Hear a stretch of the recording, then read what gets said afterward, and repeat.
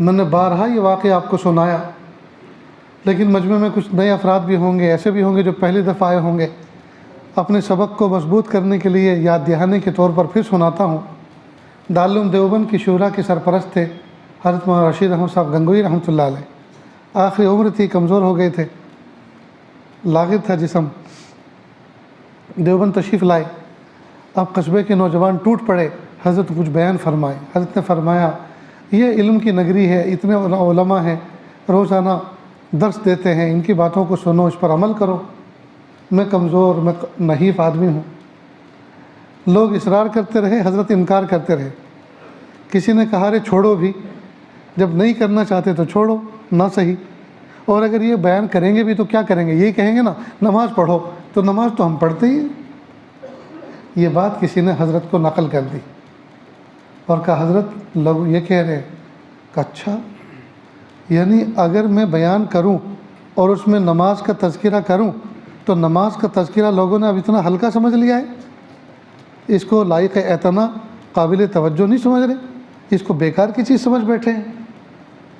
تو کہا جاؤ کہہ دو لوگوں سے کہ بیان ہوگا۔ فوراً آنن فانن یہ بات مشہور ہو گئی کہ حضرت جمعہ کی نماز سے پہلے بیان فرمائیں گے۔ چنانچہ مسجد کھچا کھچ بھر گئی۔ اب حضرت کے دل پہ ایک چوٹ لگی ہوئی تھی، حضرت منفعل تھے، اثر لیے ہوئے تھے۔ آئے ممبر پہ بیٹھے، ایک طرف سب پہ توجہ ڈالی، نظر ڈالی اور کہا اے لوگو اللہ، اس درد کے ساتھ اللہ کا لفظ زبان سے لیا کہ بہت سارے لوگ بے ہوش ہو گئے۔ پھر کہا اے لوگو اللہ، پھر کچھ لوگ بے ہوش ہو گئے۔ جو قریبی لوگ تھے حضرت کے انداز جانتے تھے، پیروں میں پڑ گئے، حضرت معاف کر دو، حضرت معاف کر دو، ورنہ یہاں سے جنازے اٹھیں گے، یہ اللہ کے نام کی جی ضرب برداشت نہیں کر سکتے۔ پھر فرمایا جس ذات کا نام تم نہیں سن سکتے اس کے اگر احکام بیان کرو تو کیا سن پاؤ گے؟